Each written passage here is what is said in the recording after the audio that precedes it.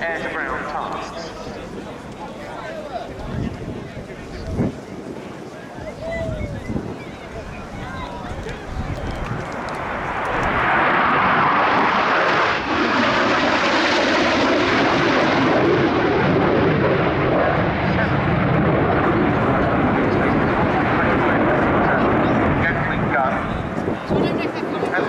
Goggles provide the pilots with texting to.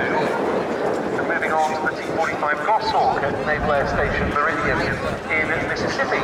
And their time on the Goshawk culminates in their landing at Jamaica.